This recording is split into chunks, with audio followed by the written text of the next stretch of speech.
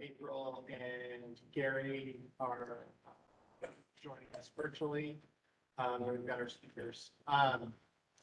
So a couple of housekeeping items. One is we do have the OWL cameras here for the virtual part. So I would ask if you're asking questions or discussion, please speak up so the folks on the WebEx can hear us. And then we have a couple of presentations today, one by Dr. Ganapati. Ganapati, I'm sorry, I always mispronounce your last name, but No problem. Oh, you're fine. we'll get to that one. And then a bit later in the program, we're going to have Christine Chismedia from NEI kind of give us an update following the legislative sessions outside of Virginia and some of the things that are going on at the state level. And then we'll have some of our regular businesses as well. So before we jump in, I wanted to get into and start with a little bit of a safety message. We had an interesting one in our company this week. As we're getting into the height of summer, it was about water and boating safety. I won't take you through all of the specifics there, but there are two things I think are good reminders on the water side. One is if you're, swimming in lakes, rivers, oceans, don't go swimming by yourself. I was thinking about this the other day. Sometimes if you're out at the lake or something, cabinets kind of, it's first thing in the morning, if no one's up, going and jumping in the lake and waking yourself up. It's not a bad way to start the day. Probably also not the best safety practice though.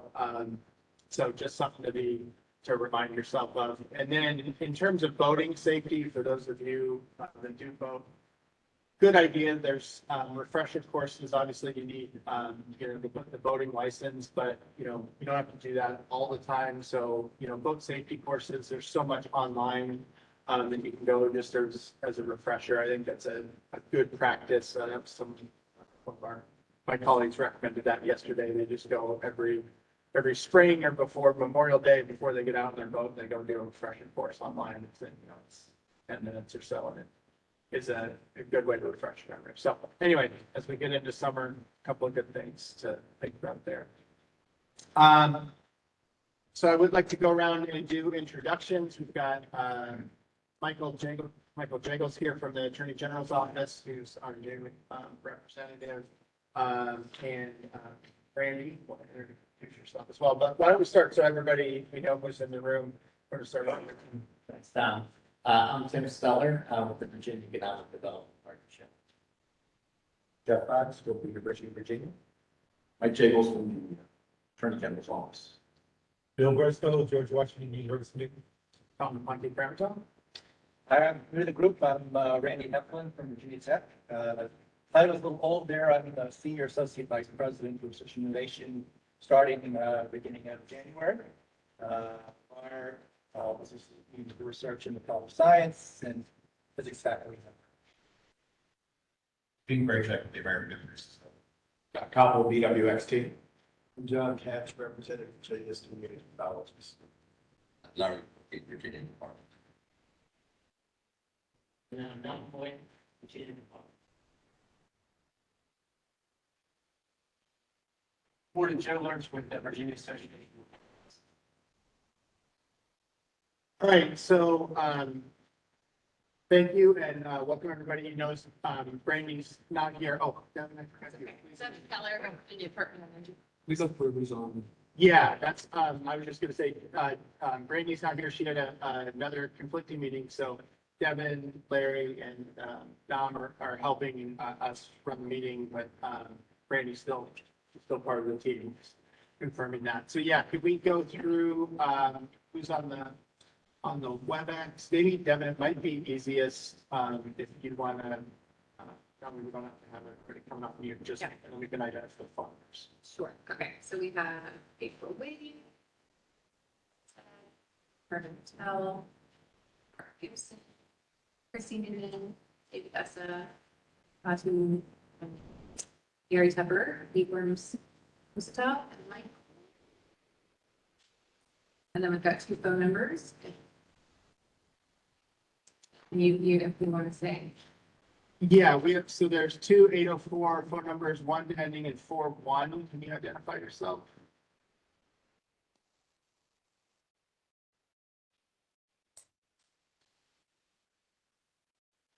good morning. This is Chelsea from Commerce and Trade. Thank you. And the phone number 804 ending in 41.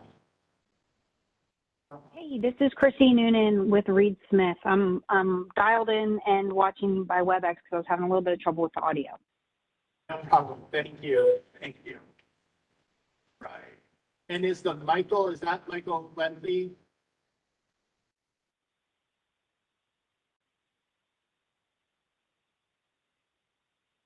You're on mute, Michael.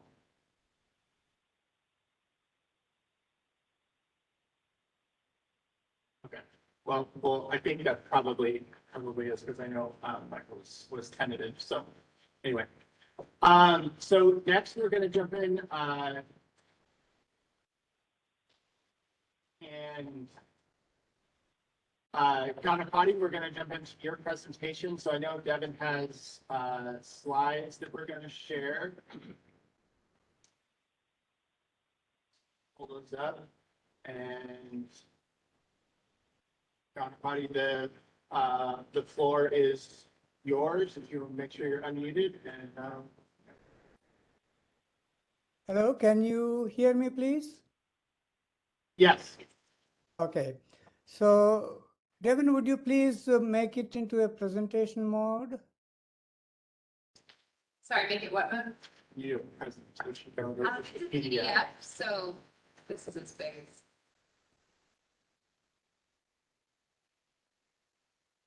I think because it's PDF, I think we'll have to do it this way. This will be as. But we can all see. Those of you who do not know me, basically, I was one of the founding board of directors of VNECA, and I represent many institutions. As you can see from this, I have many hats. To start with, I would like to give you an idea of what is going on in the world that I am in.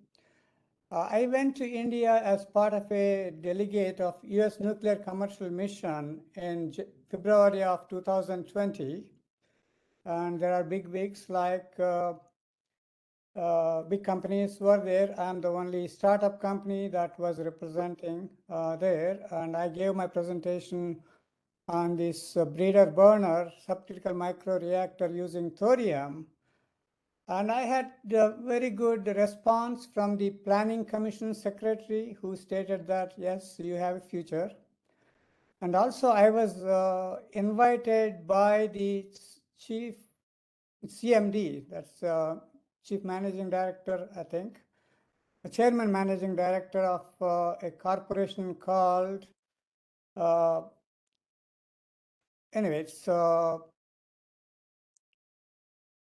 I was invited by this largest company in India, which produces power with coal, natural gas, wind, solar, and they do not have actually nuclear in their portfolio because it's under the Department of Atomic Energy's NPCIL is the only one that is allowed to do nuclear power in India.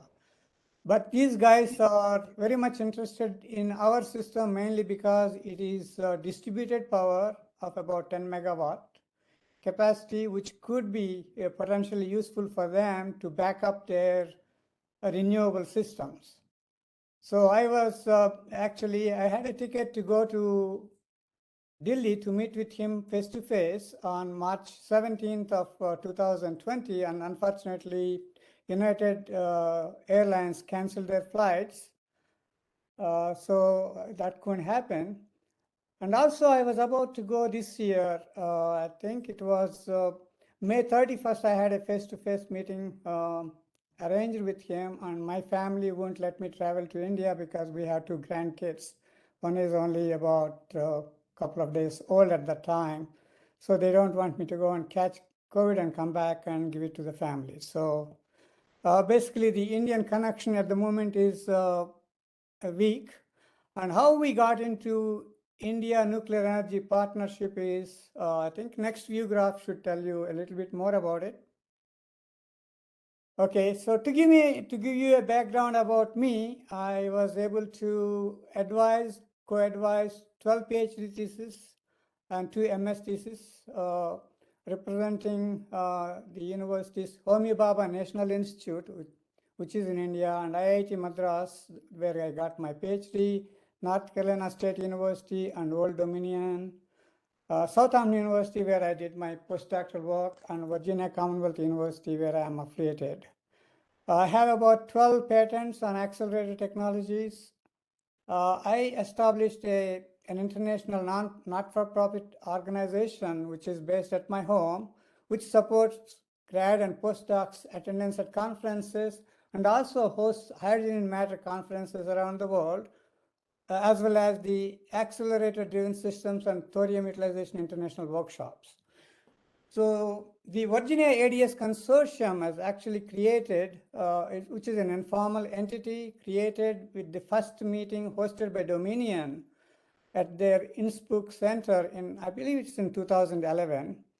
And it was at the suggestion of late Professor Srikumar Banerjee, who was the chairman of Indian Atomic Energy Commission and Secretary of the Department of Energy at that time to Government of India, to foster US-India nuclear energy partnership through university centers rather than the national labs.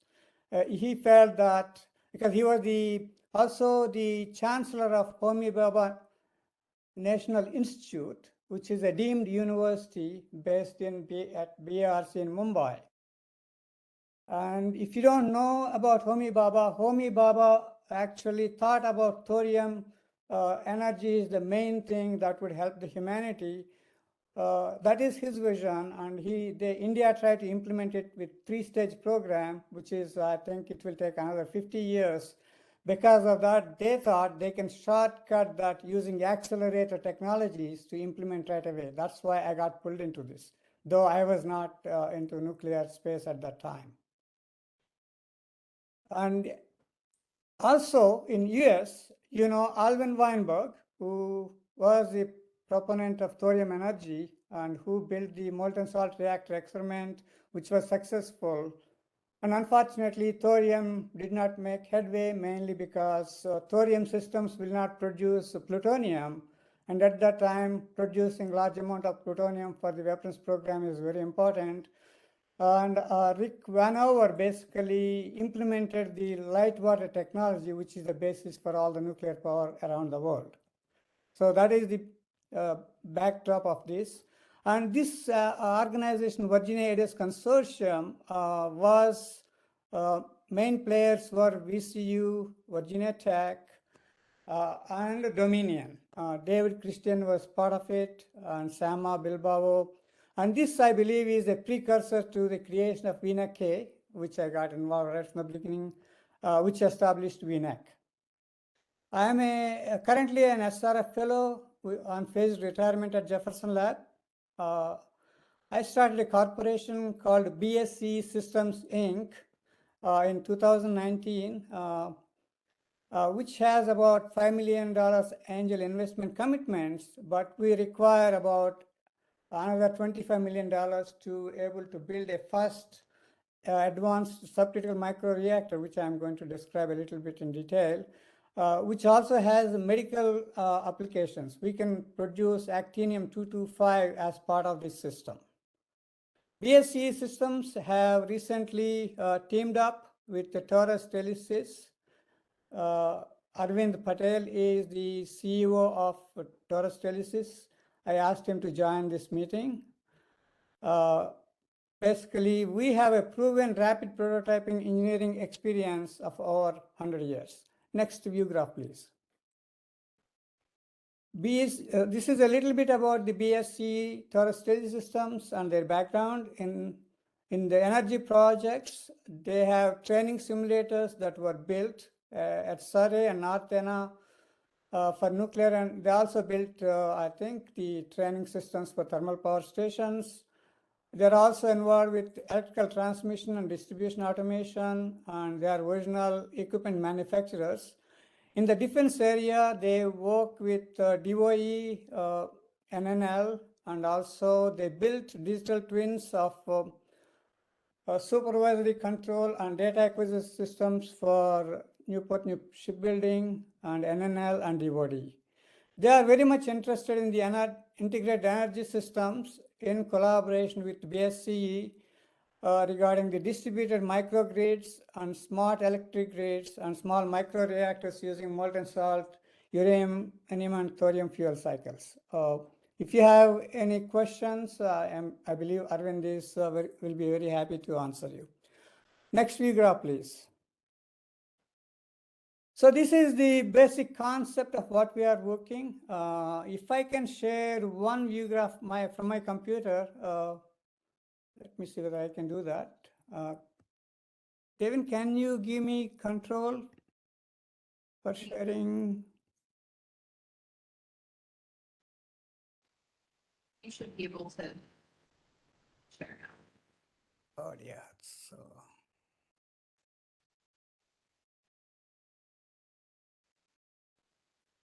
Looks like I have firewall here. Let me.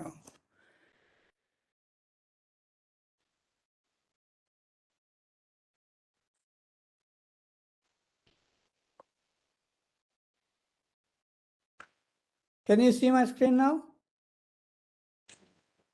Hello? Maybe the presenter's face. Are you able to see my screen? Oh, it's still open.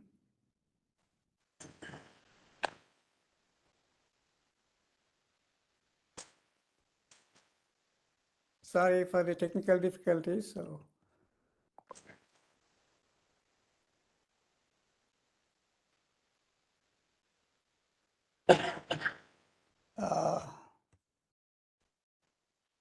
No, it's not. This is a Mac. It is a well. Anyway, system is based on. You can go back to your stuff. This is based on a fundamental physics principle called photonuclear reactions. And basically, we use electron beam, high energy CW electrons to go into this molten salt system that is shown in the main block, which will produce additional neutrons that will create uranium-233 eventually. But we will have to begin with a few kilograms of uranium-233 in the system anyway. So it will be a kind of a breeder burner in equilibrium. Under equilibrium conditions, we will never have more than 5 kilograms of a fissionable material. So this is a very safe system. Based on my concepts presented at the ADS conference in Belgium at MERA project, Oak Ridge National Lab invited me to give a presentation in 2020 on our concepts because they are very much interested. We decided to work together and we prepared to submit a proposal to DOE, Office of Nuclear Energy, and then we found out that thorium fuel cycle is not supported and specifically excluded. As a result, we could not proceed with that collaboration. And some of you might be knowing that there is a Senate bill, S4242, which is basically Thorium Energy Security Act. I think it's went through a couple of readings and the committee is looking at it. Once passed, we'll be able to, I think, implement the thorium fuel cycles in the country. We can put our microreactor program on fast track. We're also working with our Virginia representatives to bring a similar bill in the House. Hopefully this will not take too long. Next view graph, please. So we have actually identified a site for our ASMR. It will be at the Kiln Creek Commerce Center development area shown here. There are about 250 acres that are in shaded yellow, which is going to be a solar system, solar project. I believe it is going to be by Dominion. And we are looking at, if you look at the left side of the view graph in the middle, this is actually old fuel depot. They have a concrete silos for storing the gasoline. And we are hoping to build our system in one of these concrete silos on the left side of this view graph. Of course, we have a long way to go to get this going. hopefully that VNECA will be able to help us. And Arvind Patel is very much interested in joining VNEC so that he can push this for us. Next view graph, please. So what are the unique aspects of the ASMR? ASMR, once implemented, you will be able to divorce from minor actinides for good. That means you don't have to deal with radiotoxic minor actinides that are up to 30,000 years because we are going to eliminate U-235 and U-238. We can also reduce the concern regarding nuclear proliferation because our systems will never have more than 5 kilograms, and these will be monitored via web with digital twin, and they can be controlled remotely. It's very difficult the way they are going to be built to take anything out of it. They also serve as backup generators to renewables, and also they could become part of this new highway EV charging stations because they are microreactors. You can actually build starting with 5 megawatt electricity producing. They can also use it in much needed hydrogen economy, which could eliminate all the fossil fuels from the transportation systems. They also can serve as high temperature heat sources for industrial processes. We have a DOD retired economist who looked at the economics of our system, and he thinks that most of the industrial heating sources from fossil fuels can be replaced with our microreactors. And the cost of these things are about $1 per watt. They are highly economical, they are ultra clean, super safe, and they are distributed sources.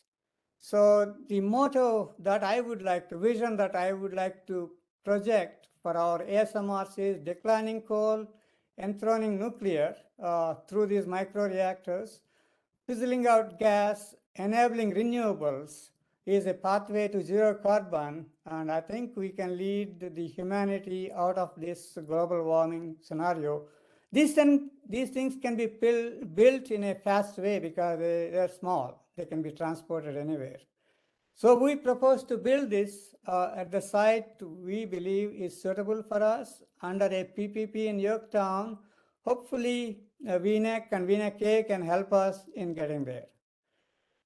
These microreactors also are capable of producing actinium-225, which is a major, I think, alpha emitter that can be used both for, cancer treatments as well as figuring out what kind of stuff that is there. I think that's all I have to say, and I am open for any questions. There is a presentation that I sent along, which I hope will be part of this meeting. And please go through that. If you have any questions, please get back to me. I'll be very happy to answer all your questions. Thank you, Ganapati. Yes, so there was we have a even more detailed presentation. I've asked Randy after the meeting if she can send it around to the whole board, so we have it for folks to look at. Yeah, I know that this meeting doesn't have much time to go through all the finer details, but the physics is very straightforward and very simple. And the only issue we have is thorium fuel cycle is not supported by the US at the stage, though India wants to do it, but they went through the 3-phase route, which is very complex. They have to build fast reactors, and they are very anxious to work with us. And they will be able to actually build things for us at no cost if we can develop a collaboration between the Virginia universities and the ASMR that we can jointly build here. They will be able to join with us, and they can build a similar system in India, and we can actually make a good progress because India is very versed with the thorium cycle.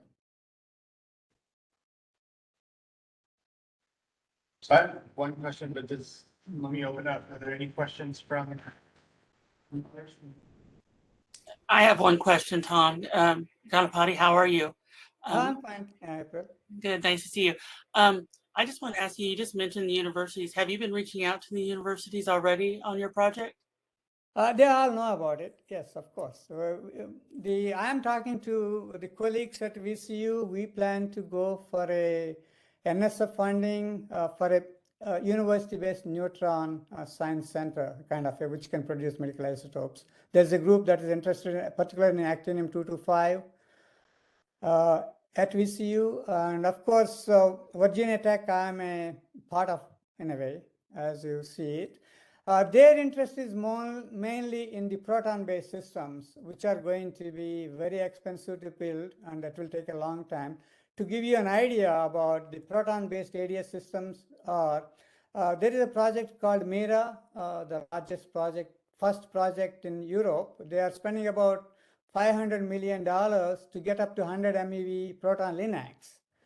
But you need at least 700 MeV proton linac to do the nuclear energy efficiently.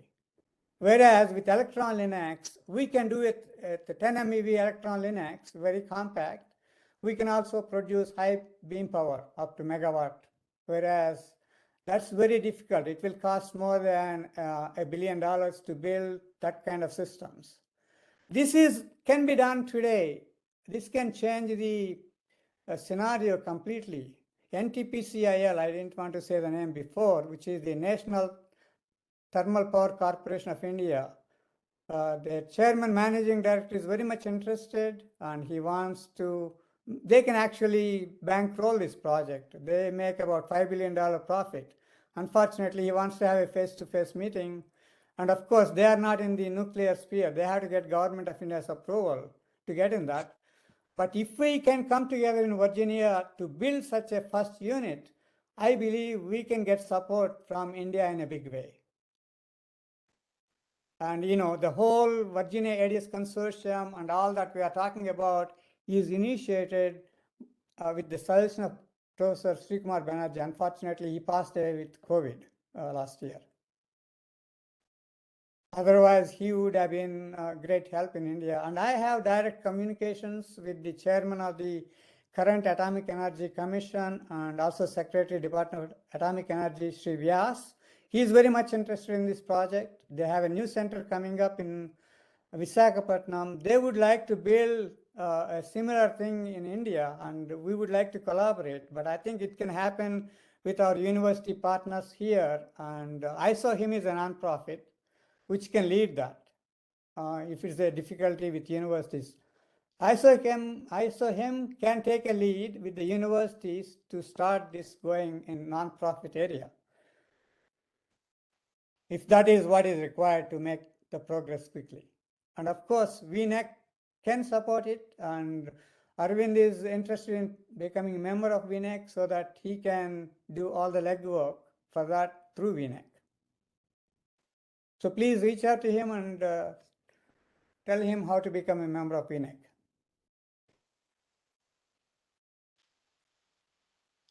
I had answered your question.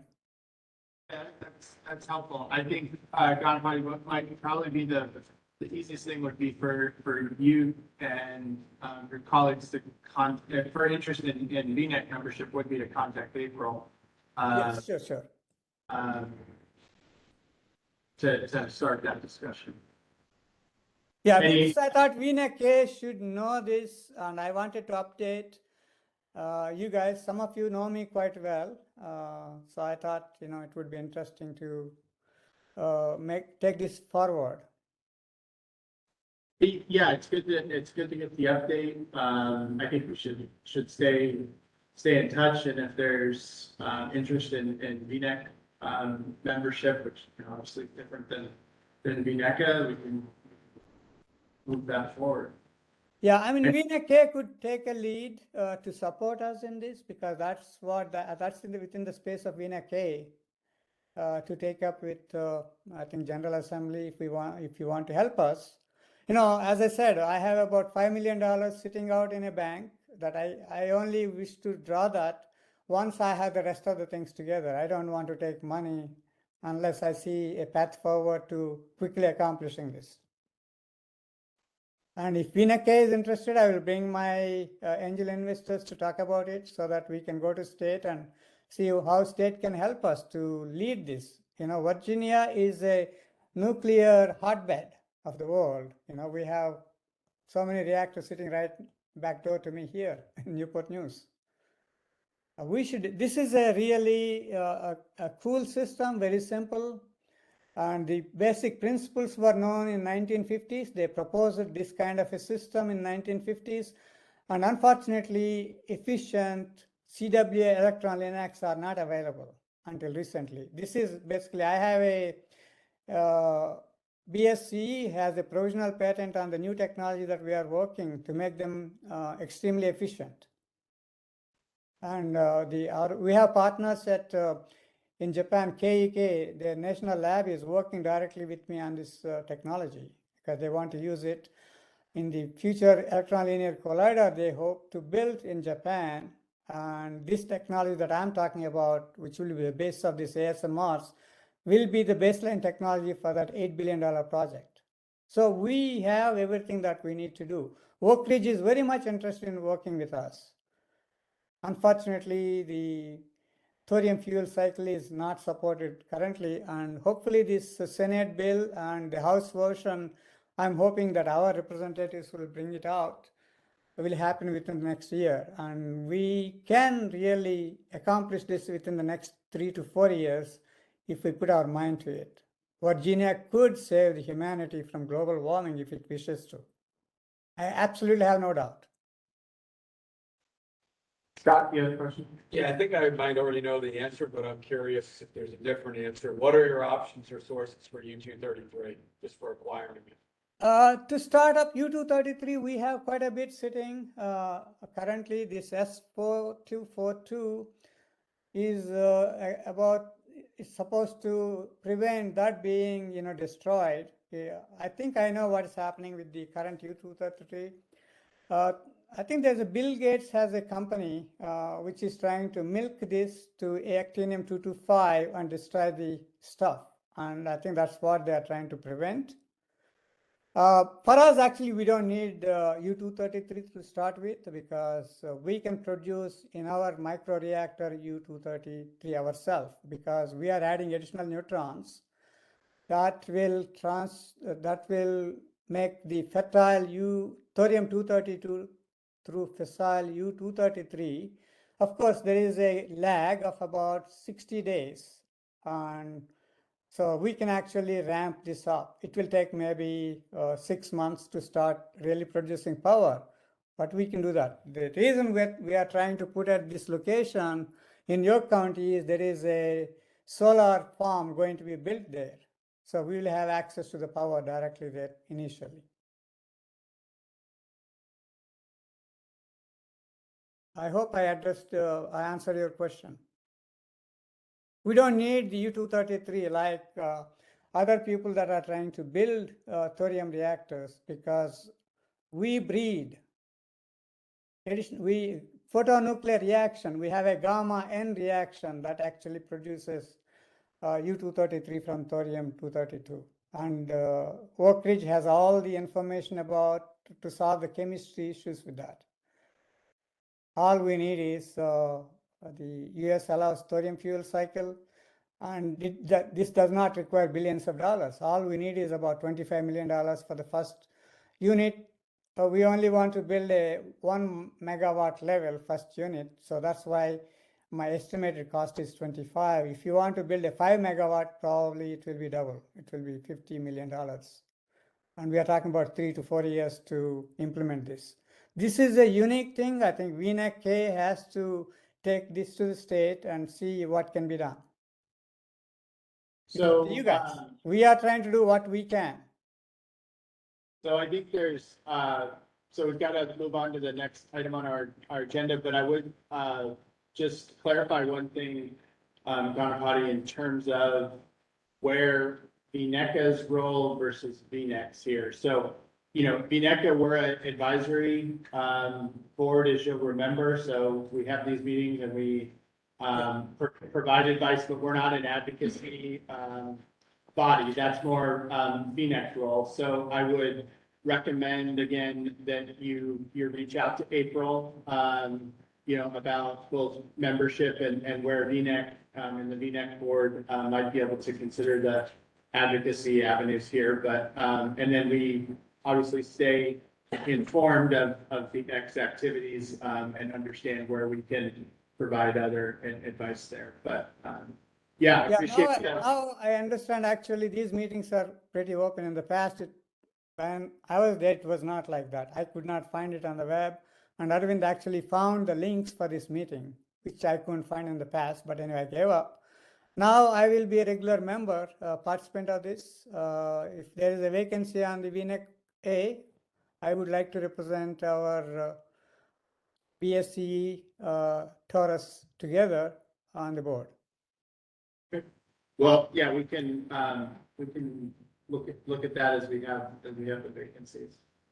Okay, well, thank you for the presentation and, sorry, 1 second. Yes, so, I'm sorry, I see a hand raised. Arlen Olsat, can you just identify yourself, who you're with, and then your question?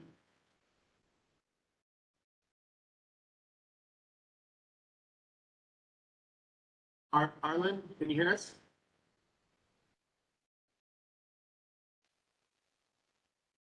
Okay. All right. Well, if we have the question, we can come back to that later. But again, John, thank you. I appreciate the presentation, and we'll stay in touch. Yeah, thank you very much, Tom, having me. So we're actually going to jump ahead in the agenda because Christine Chisvidia from NEI has been able to join us a little bit early. So we want to make good use of her time. We appreciate Christine joining us. She's Senior Director for State Government Affairs and Advocacy at the Nuclear Energy Institute. Christine kind of traverses, well, non-COVID times, would traverse the United States when the state legislatures, which there's been a ton of activity over the past couple of years, including this last legislation on nuclear energy issues. So we have a pretty good understanding what's going on in Virginia. We heard last time some of the activity going on in Wyoming around TerraPower and the Natrium project, but I thought it'd be good for Christine to join us and provide a little bit of an update on some of the other state activity, things that might be examples of legislation or initiatives that Virginia can undertake, but also just to kind of understand what's going on outside of Virginia. So with that, Christine, I think we're going to share your slides and turn the floor over to you. Terrific. Well, thanks, Tom. I appreciate the time and appreciate the time on the agenda and accommodating me. We are hosting our Nuclear Energy Assembly. It's our annual meeting. And actually, Dan Stoddard is on our stage right now interviewing the NRC chairman. So just wanted to run back for that one. But so thanks for the time this morning. Really appreciate this opportunity. There's loads to share, so I will try to run through it and happy to have more conversations with folks if you have questions about different policies in the state of play in different states. So a little bit about NEI. We're the National Trade Association that represents the entire nuclear industry. So we've obviously got the big utilities like our good friends at Dominion, but the complete supply chain, and a lot of those folks do sit in Virginia as well. So our membership actually overlaps quite a bit with VNEC. So happy to have this opportunity to connect with folks. So if we just jump to my first slide. So Tom did ask me to kind of run through a little bit about what is going on in other states. And so this gives you a snapshot of this year and the collection of policies that have passed over the last few years. And so as you can see, the greens are the states that have actually been passed. The blues were considered. Some states adjourned and did not fully pass their bills, but point being that you see a lot of color here. And this is something that we have never seen in the history of the nuclear industry. I've been with NEI for 15 years. And when I started, maybe we would see 5 to 10 bills that would have any impact on nuclear in different states. It just wasn't really much of an appetite from states. And then over the last few years here, there's been a couple of different trends.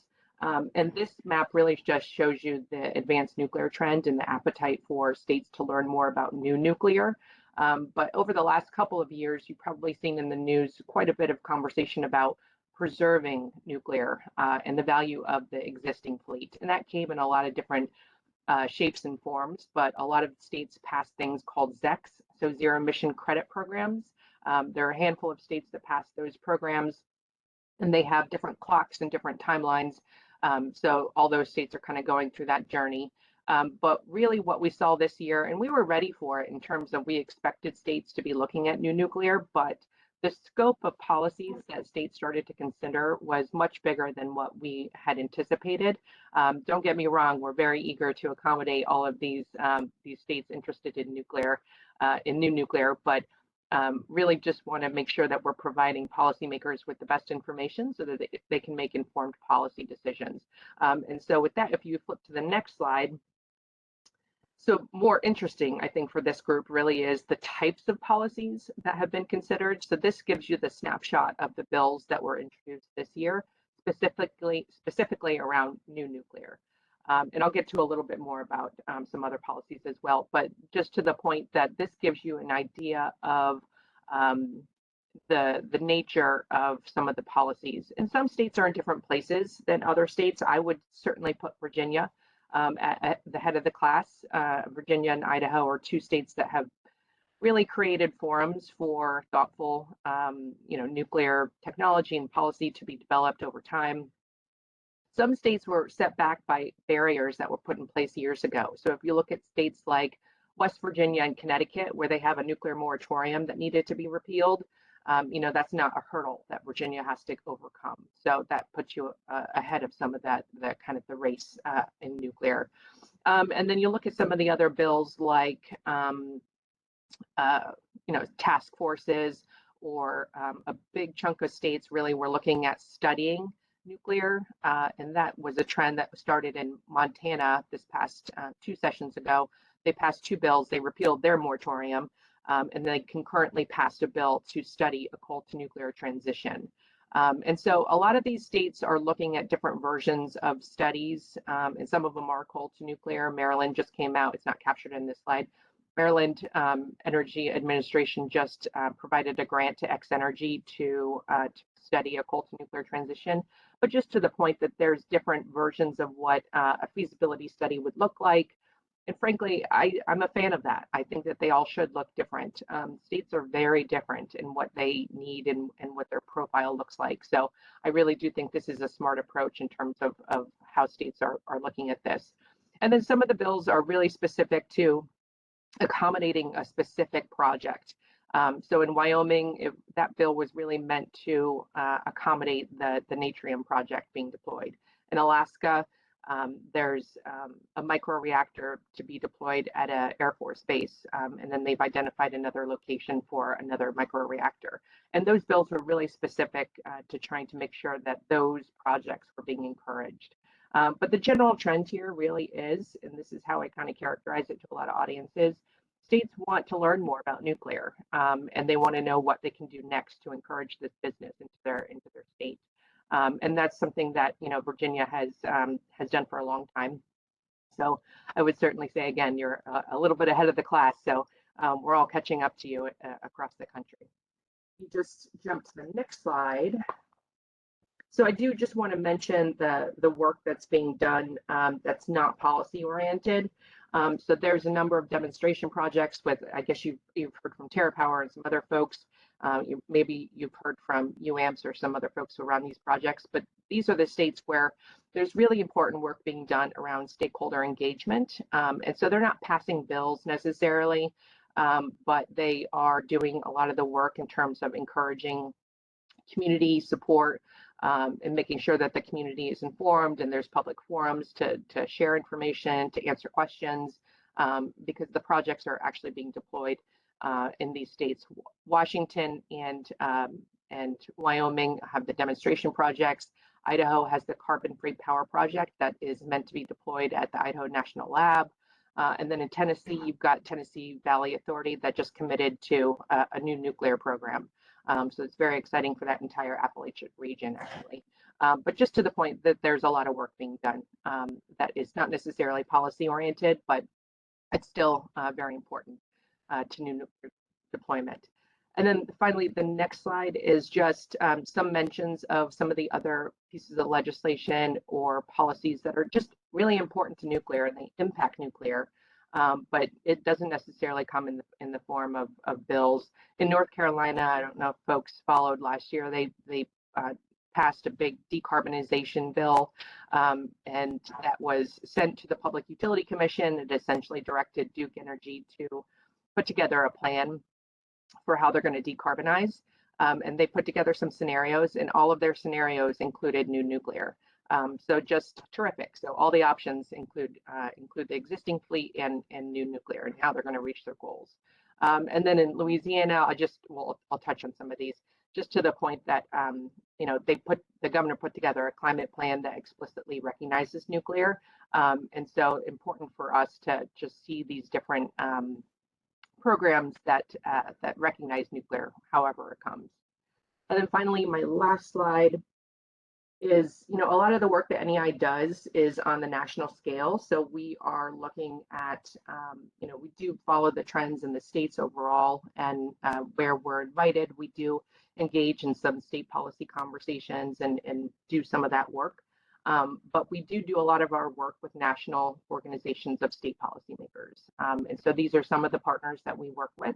And I'll just share that, this is the work that I do kind of every day with some other folks on the team. And all of these organizations are hungry for information. They want to learn about nuclear. They want to have nuclear as a part of the conversation. I was just at the Republican Governors Association meeting, and nuclear was right up front with all the other generators in a clean energy discussion. So it's just terrific to be a part of these conversations and making sure that we steer the ship correctly and make sure that policymakers have the best informed information before they make their policy decisions. So happy to dig deeper into any of the other state policies, but that's kind of the snapshot of what's going on. There's loads going on. I would just, the numbers that I point people to is 8 states have passed bills this year to encourage new nuclear. And then you've also got other states like Maryland that passed a big climate package that recognizes the existing asset of Calvert Cliffs. So it's coming in a lot of different ways, shapes, and forms. And I think that's the right approach because every state's so different. So I'm excited to see what Virginia does next and happy to help in whatever that looks like. So thanks for your time, folks. Thanks, Christine. That was really helpful. Questions? So I have one. So there's a lot of different positive activity there. But this, I would say the profile of states is pretty diverse, right? Like I don't think there's one specific through line there. But what do you think is maybe the top 3, or what's motivating the states to act? What do you think? Yeah, I mean, that's the right question. It's a smart question in terms of, what's behind a lot of these bills, and it does differ by state. I think a few years ago, we kind of saw a big trend from maybe some of the bluer states in terms of, environmental goals, carbon cutting goals, Virginia being one of them in terms of, setting a, 100% clean energy standard. And a lot of those states have passed them and now have to figure out how they're going to enact, how you're going to reach those goals. And then you've got another bucket of states like in West Virginia, specifically, I would point to that one, and Nebraska. Those are 2 states. So Nebraska's passed 2 bills now. They're studying SMRs, and they added a tax incentive program for new nuclear. And then in West Virginia, a coal-heavy state, right? And they passed a nuclear moratorium repeal within weeks of their legislative session starting, and a full trifecta of support. I mean, overwhelming bipartisan votes, House, Senate, Governor Justice signed it quickly, just really surprising. And it didn't get a lot of attention, but right after West Virginia passed this moratorium repeal, they passed a resolution that essentially said they need a reliable grid, and nuclear energy is the way that you're going to get there. So they were specifically calling out reliability as their big need. And then I would also point to Nebraska as their anchor to this entire conversation is reliability. But then when you look to Wyoming, they're certainly looking at coal closures as a threat to their communities and their economy, and what are they going to do about that? Same goes for like a Montana, where they're looking at that coal to nuclear transition. That's heavily driven in economics and the jobs, and the fact that nuclear jobs are paid 30% higher than the average energy job. Those things really resonate with state policymakers about how they're welcoming new businesses into their community. So just to the point, I do think that the motivation is varying. So I can't point to one thing, but I would say with some of the redder states, they're looking more at reliability and the economy. And then you've got some other states that are looking at the carbon-free attribute of nuclear as the biggest asset. So sorry, that was a little rambling, but it does vary by state. That's good. Just a variant playing off of Tom's question in your answer. Are you seeing in states from the clean energy aspect, sort of I'll call industry weighing in for thinking more, those who consume large amounts or a lot of processed heat, would rather be on the clean path, or maybe in their states they have X goals that they need to in a year or two. I'm curious how that's playing in at the state legislature levels, and if it is at all, and feeding into at least, hey, let's at least look at nuclear as an option. Yeah. And again, it has varied a little bit in terms of just the policy that the consumer, the large consumers are supporting. So there was a lot of opposition, like in New Jersey and maybe less so in Illinois, around the zero emission credit programs. When they're looking at the cost of their generation, and it might potentially go up. But then you look at, I don't know if folks heard about this one, and I'm happy to send it around, but Nucor Steel, who made a huge investment in West Virginia, they decided they were going to put one of their manufacturing facilities. It's a $2 billion, and that's a huge investment for the state of West Virginia. They came out with an agreement with NuScale, and they said that they want to look at SMRs as a potential supplier for their facilities. And they're doing that because that's where their customers are demanding. They don't want to have their generation coming from a non-clean source. So just to the point that there's definitely, I would say, varying interest in terms of some of those connections, but that is, we are definitely seeing it come out in a lot of states. It just depends on kind of who the stakeholders in the state might be. Thank you. I think and just an anecdote on that, one of the things that was interesting, the debate, and Christine was heavily involved in this, the debate a few years ago in Illinois, that it actually bled into what was it 2 years ago and last year on the sort of ZEC program, but I forget what exactly they call it, but one of the big discussions was about the cost to consumers potentially going up by maintaining the nuclear plants. What's actually happened, especially in the last 6 months or so to a year, as natural gas prices have started to increase exponentially, the cost of nuclear doesn't change that much. That was one of the arguments of making, like, yes, it may be a little bit more expensive at the time, but it's not going to see these wild swings. And natural gas now is $9, $10 a BTU, which is 3 times what it was then. It's really having an impact on the price, and nuclear is actually a much cheaper option. So it's actually saving. The fact that they kept those plants online is actually saving the ratepayers money in Illinois. So I think, it's one of those things that what they call it, the fuel surcharge hedge that nuclear brings, because it's not a volatile resource, especially in competitive markets. Yeah. Yeah, just to build on that, I was at a conference last week where a representative of Constellation said that had the program not been in place, they'd be making more money with their nuclear plants today than what they're limited to under the terms of that agreement. Right. They would have been better off had it not passed for the course of time. Yeah, they also would have had the nuclear plants still running, I guess. So, yeah. Any other questions for Christine? All right, well, thank you, Christine. Thank you for carving out time. I know it's busy up there with NEA, so appreciate you joining us. And we'll stay in touch, I'm sure, as we keep moving things. Absolutely. Happy to. Anytime. Have a good day. Too. Okay. All right, so thanks. Let's get back to the agenda. So we're going to get an update kind of on the Virginia Energy Plan and where that stands.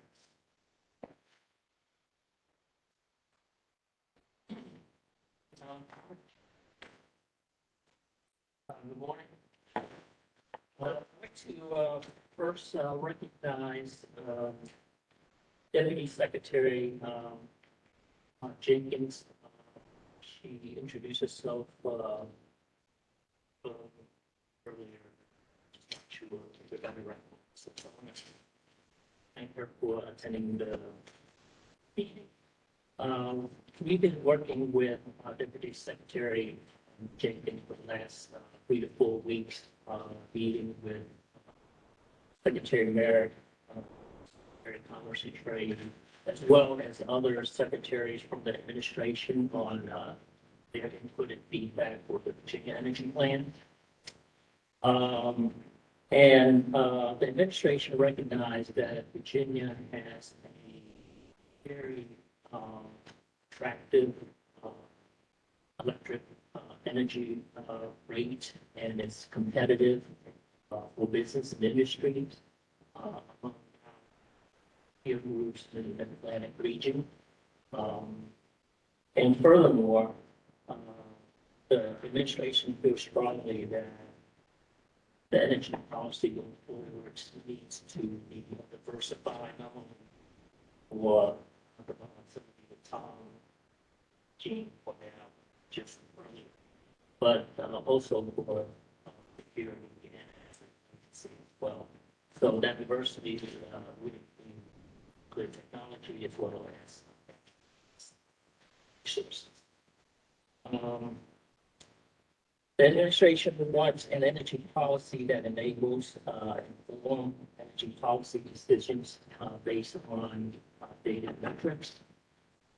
So to that end, agency will procure expert technical services, consultants to help us with empirical analysis on developing models, sensitivity analysis, and scenarios, evaluations of existing energy policy as well as proposed energy policy going forward. So that would be all the things that we would look at to improve economic development in general, but rural timber, as well as retaining and improving some attractiveness, rates, and job creation. So this energy plan is due October 1st. And that will be a starting point, but we will continue to do further analysis and development of that plan throughout the administration's term. And this will be a living document that will set as a course that not only for this administration, but for future administration as well. So with that, I'd like to ask if Deputy Secretary Jenkins is still on the call, if she'd like to add anything.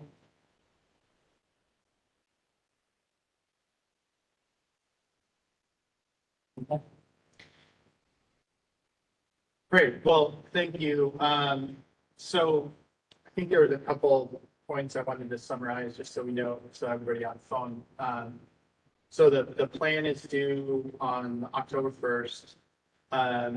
Virginia Energy is the lead, correct? But it's engaging other agencies. Correct. And then are you, so you talked about some outside consultants to do kind of energy modeling, market, maybe analysis of different energy policies. Is that correct? Are they engaged now or to inform the energy plan, or is that just going to be also just kind of an ongoing process? It will be a two-step approach. There is a short-term approach that will take us, that will have the consultants work with us to produce the energy plan that's due October 1st. And that's a tabletop exercise of all the existing analysis and reports that's been done, but clearly define costs and benefits and give us guidance on the risk to economic development and ratepayer protection. But then it will be an ongoing continuation of the consultants' work to further refine and build models to help us have levers to adjust to the changing energy market and to also implement new energy policies. I have a couple questions with Scott. I see here. So I'm curious how you all are taking into account, I guess, work that's previously been done, thinking there's this group, the strategic plan, at least taking that into account and taking a deeper dive or asking questions, leveraging all of it. And frankly, other groups, other authorities, that played in this plan that call the larger energy space, you guys put things together. And then two, my second question is maybe more challenging, but how do you sustain whatever the policy is, going forward? Because regardless of whatever comes out in the end, through the analysis that we got, these aren't, short-term fixes, in 4 years. Some of these things will take longer, it's nuclear in that case. So every 4 years, we're not seeing, shift in policy and sort of starting over again, regardless of what the choices are. Whether it's nuclear or something else. Yeah, so obviously our agency is charged with coordination of all the stakeholders. We're staffing many of the boards, so we are engaged. We plan to stay engaged. But to your point about being consistent and have continuity, so that's the intention of having modeling and data and metrics driven decision making in place so that this administration, the future.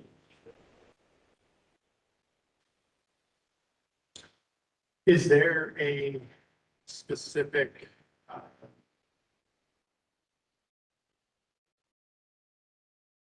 so let's take the decarbonization plan process for, I guess that was last year. There were public meetings and like formal input opportunities. I'm trying to remember with the energy plan, is that the same for that, or is it more? I guess is that, are there specific input points like for a group like this that would provide, or is it more that we should work with April and the Virginia Energy, and maybe it's just a discussion of the materials that are already available? What's the best point of entry, I guess, as this process is now picking up? Yeah, I think there was lack of organization from the last plan, and that is one thing that this administration wants to reach out to. This is work on other boards as well.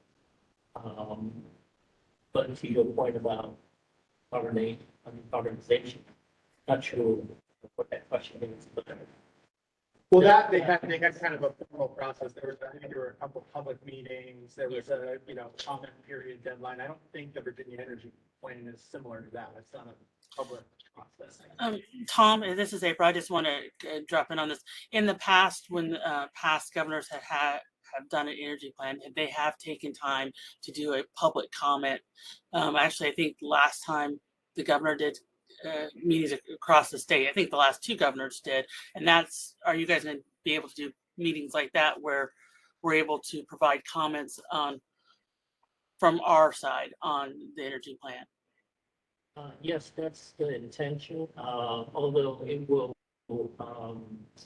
be a little bit different this time, I believe. The full decision hasn't been made, but it is more likely that it will be a form of less in-person meetings and to provide public feedback and comments, but more virtual presence. So that way we can have more and reach out to more people. And another question for you, although are you all, I mean, are you focusing on actually what energy and what things to focus on, but will you all be looking at workforce needs as well? Yes, thanks for bringing that up. That's a key element of it.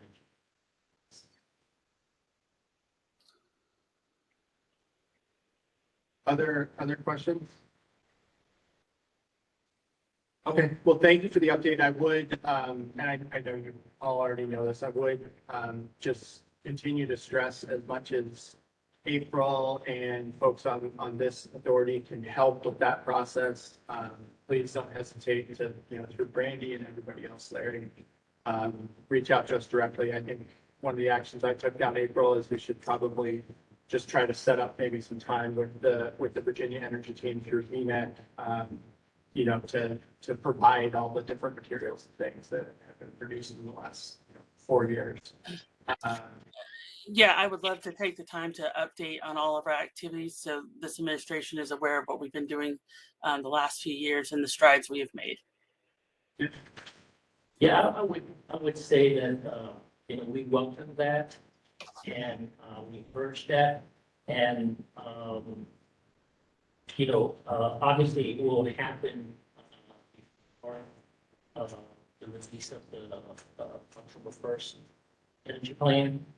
But not concerned if it's not fully vetted by then, because like I said, it's going to be a living document that we will continue to make adjustments to and adjust to the evolving energy market for years. So we want to have this continued relationship, so don't make October 1st the deadline to reach this meeting. Because I think it's important that it's an ongoing. Absolutely. Agreed.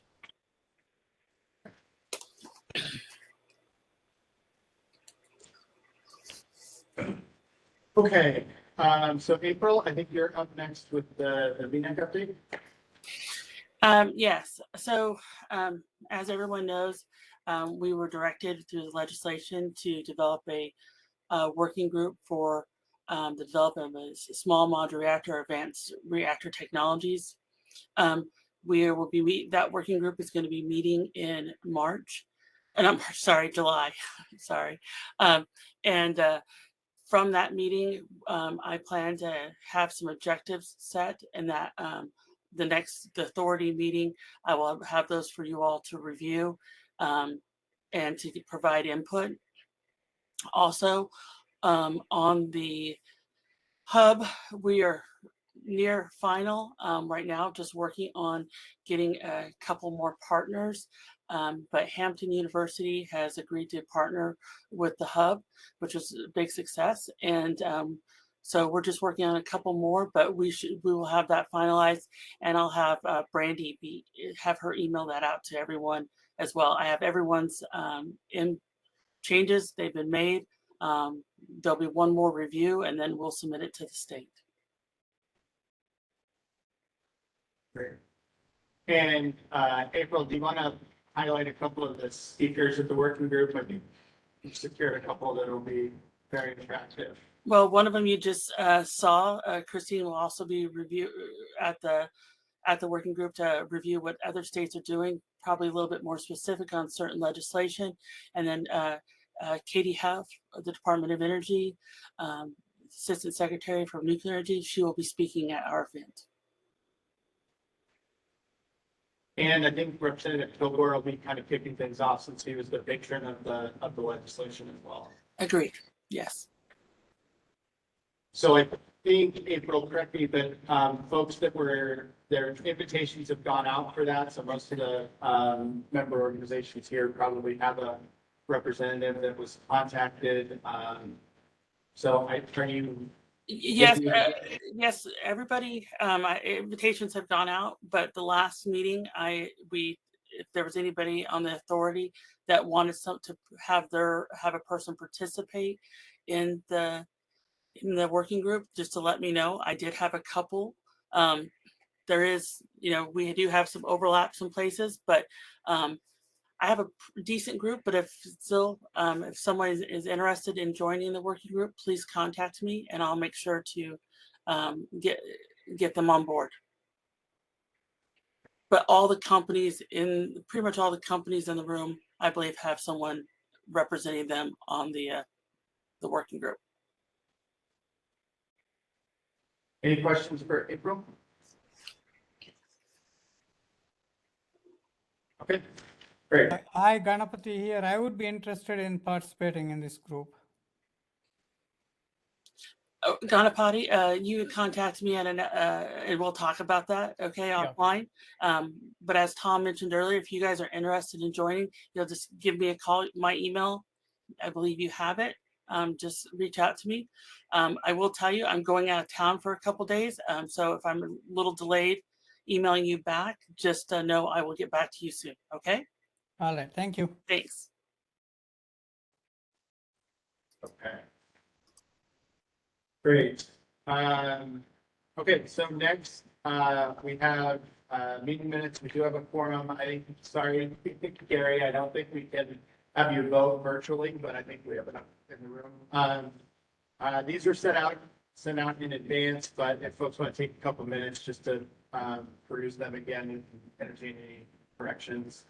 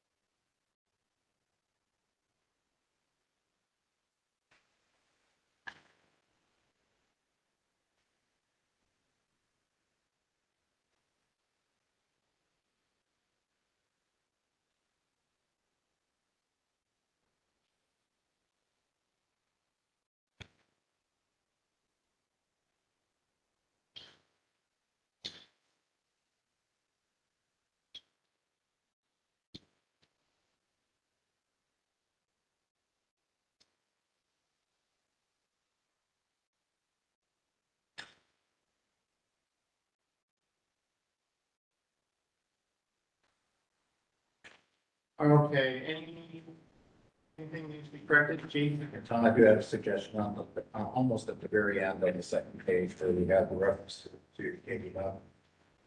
It'd probably be better to say confirmed as DOE Assistant Secretary for Nuclear Energy, because it's not clear what she was confirmed for. Yes. So we need her first name is Katy as well. Actually, it's Kathy, so. Well, yeah, but I think Yeah. So let's say after confirmed, we'll put, DOE Assistant Secretary. yeah. Assistant Secretary for Clear Energy.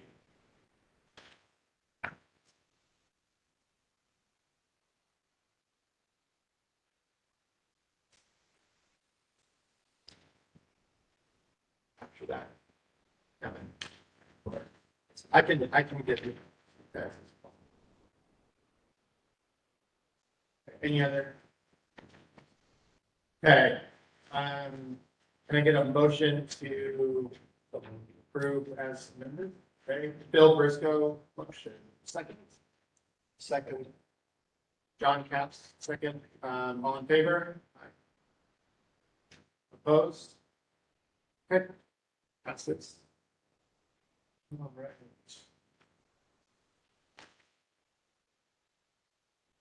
So we have, any member updates for news? I'll start, there's a little bit of news that appropriation process at the federal, level started kind of last night. The House Energy and Water Appropriations Committee, approved their bill, which they always do. There's some summary out there, but not a ton of details. The full committee, I believe, is gonna meet Thursday. Like late, like 5:30. Yeah, again, late tomorrow, late into the night, Thursday. So we'll probably see a few more details. I think, ultimately the fiscal year 23 bills are gonna be punted into a CR until after the election, most likely. But I think the through line, at least from last night, is the Office of Nuclear Energy and nuclear energy issues in general are continuing to see very strong funding from Congress. The importance of not only the national security aspects of nuclear right now, given activities around the world, but also the energy reliability, clean energy aspects are continuing to be recognized. There's still a significant issue around fuel and the front end of the fuel cycle. But there, again, is a lot of continuing interest in trying to solve that problem and really jumpstart the domestic front end fuel cycle. I think those are the main things, other than I'm going to turn it over to Scott. We already sent it around, but there's some pretty big news for BWXT. Yeah, I think most saw. Thank you for the kind emails from some of you. Yeah, no, we were awarded the Project Baylite, so down selected for the next phase, the strategic capability. This is a microreactor. So not much more to say other than what's in the press release. Well, you know, this is for us. This is really Virginia based. There are other competitors out there from other states. So from a Virginia standpoint, this is a good thing for us. Again, feel free to ask me questions offline, but there's not much more than what's in the press release. I will just say, because I can editorialize, I guess. No, I'm not. I just think it's really interesting because this is, you know, Virginia, we talked a lot about commercial nuclear a lot, and, you know, the defense nuclear energy piece has such a rich history in the Commonwealth, and, you know, the nuclear Navy, I would say, is pretty much born out of Virginia. And now, you know, now we're looking at other aspects of the Defense Department and its kind of nuclear energy future, which is really great that that's staying here in Virginia. So, you know, that's a lot of work to do, but it's really fantastic. Any other announcements companies or organizations wanted to make? Okay, and then the last thing, if we have any, the asset inventory is here again. I think this is pretty well up to date, but if you have any changes, what I think I will recommend, rather than just entertaining those now, is take a look through this and send Brandy any updates so she can put those on the website and make sure that continues to be up to date. Okay, so if there's no other comments, I think what we're going to look at in terms of our next meeting will probably be, you know, this fall. Either, I think Brandy talked about it last week. We'll send out another doodle poll. We'll look at, you know, maybe the September, October timeframe. It may be best, I think, to do it after the energy plan comes out. So maybe, Larry, we can have someone brief us on that, but we'll look at that, but that might be a little bit better for folks. Tom, the only thing I would ask is that when you're thinking about dates, it would, I know what you're talking about the energy plan, but September may be better because if we need to get a letter to the state regarding the energy plan and also to discuss the objectives from the working group. Yeah, that's a good point, April. Okay, I'll talk to Brandy. We'll get a doodle poll out to try to look at what the best option is, but yeah, we may need to have something going on. So that's a good point.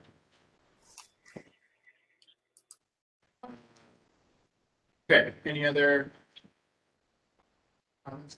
So before we wrap, we will open it up for public comment. Erica, I think I'll ask if there's any on the Are there any members of the public? I did see there was a question from Arlen. Did we get that answered on the Senate bill? Okay. Is there anyone else on the phone that would like to make any public comments? If you could hit the raise your hand button. Okay, I'm not seeing any, so Yeah, I'm Ray from Carmichael, Virginia, and I volunteer for the Virginia Sierra Club. I've been following this group since its inception. I've also was part of there was a proposal to lift a ban on uranium mining here in Virginia. I was one of the many thousands of Virginians who want to keep our ban on uranium mining. So I wanted to start off with that, being the front end of this whole industry does deal with mining uranium. We don't want it here. It's going to be toxic, it'll be bad for our water, we live in a wet community, wet environment for Virginia. So I'm pretty sure that Virginians are going to want to stick to that.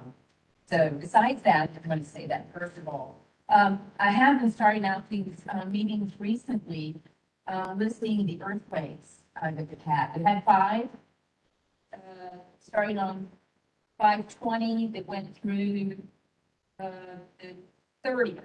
We've had 5 all near North Anna. And again, I'll always mention this, it's in the Virginia seismic zone. I do believe that we don't know all the faults up there. Our 2011 earthquake was one of the largest felt on the eastern seaboard. The shook the whole eastern seaboard was from a previously unidentified fault. There's many, and we know that they work together in conjunction. So, continuing to run North Anna in Louisa County on a no fault line that hasn't moved for however many years, so they say, is dangerous. And so I wanted to start off with that. So we'll continue to have earthquakes. It's a Virginia seismic zone. So this group in this industry will be held accountable when there is an accident. Something's going to happen eventually. Just don't know when. And I also want to mention that I follow the heat waste water treatment system that they have for North Anna. And I'm glad to see that online they have posted like a little part saying to the public that they could maybe go to the Virginia Health Department. There's a site that mentions how hot the water gets and that it increases the bacteria and the microbes of the water, which it does because you're looking at a temperature of usually more than 14 degrees, sometimes going a lot higher than that in the water. So it is a health risk. And so I think the public actually should be made even more aware of that when they're doing recreational things on the lagoons. I still believe, like a lot of other people that are in some of the groups, environmental groups, that the earthen dam there at North Anna definitely should be watched and make sure it's secure. Because when North Anna is in full operation, there's 2 million gallons of water that pass through that station per minute.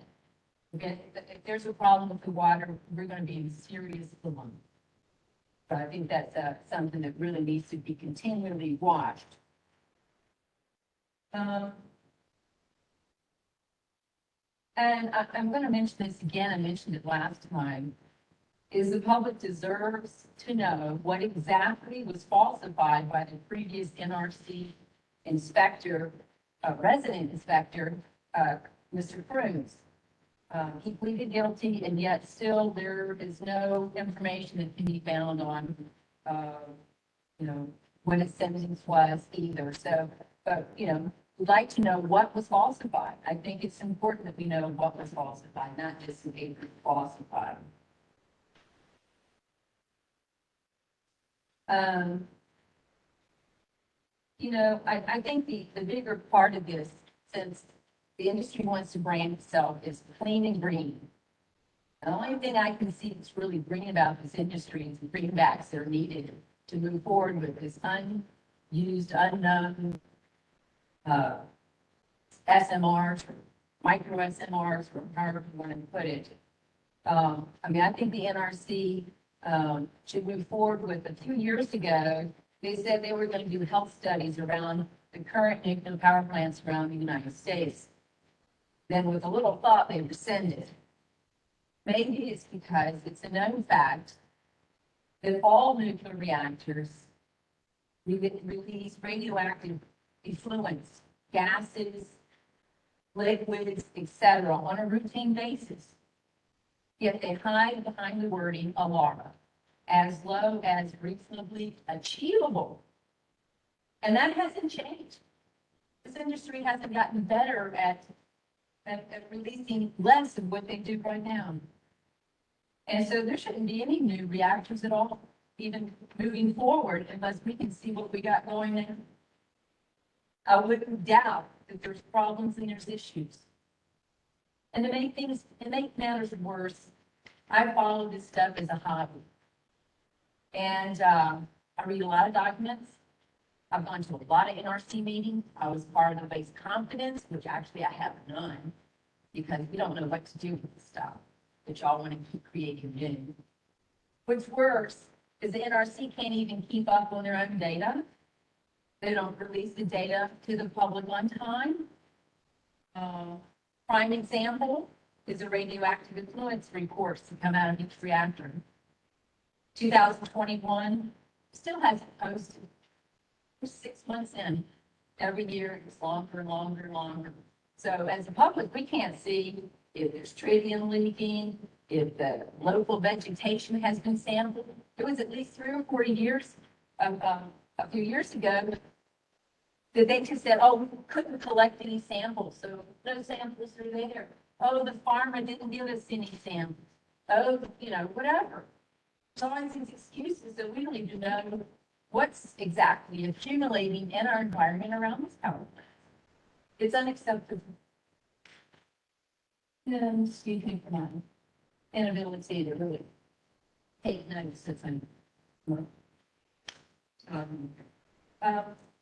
this industry has not addressed environmental and health issues regarding nuclear. There's the waste issue, there's no solution.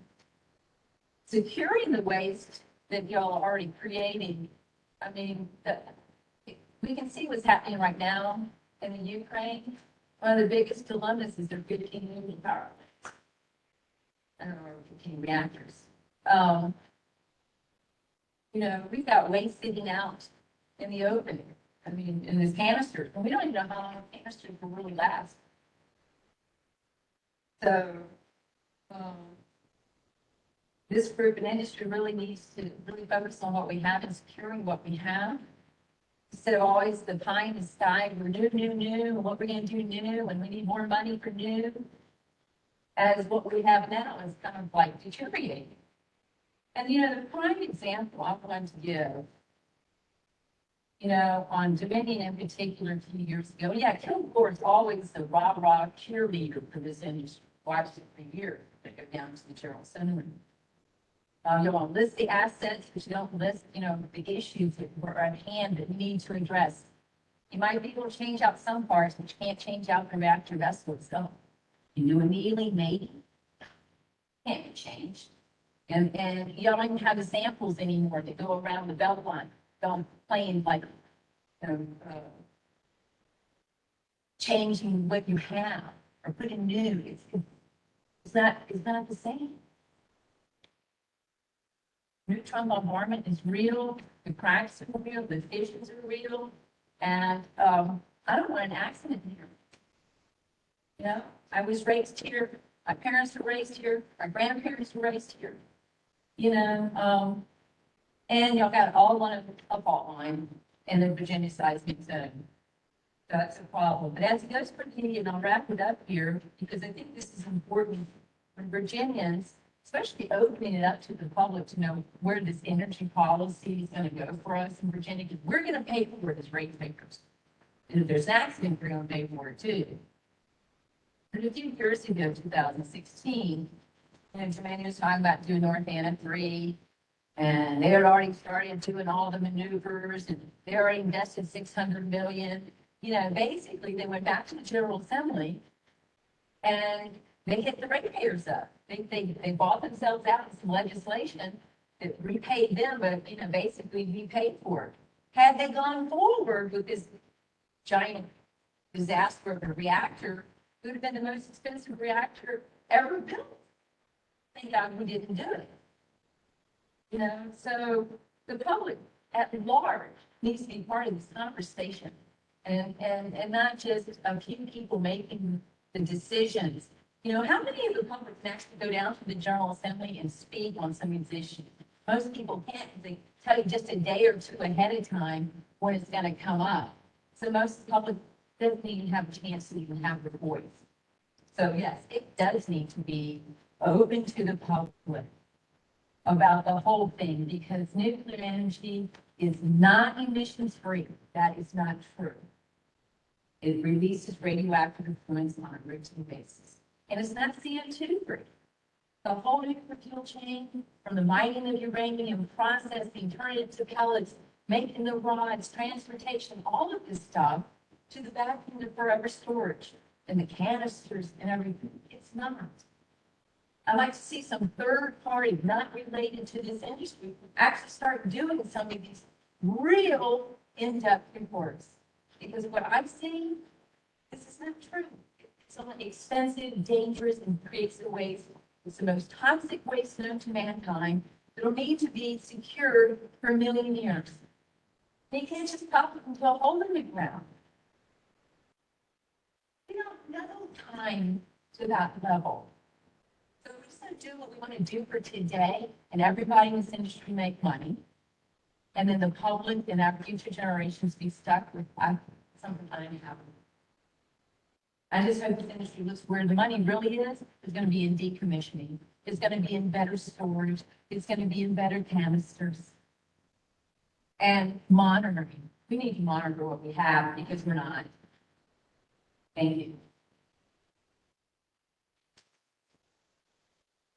Thank you. Any other comments? All right. I think with that then, we are adjourned. Thanks everybody for joining us.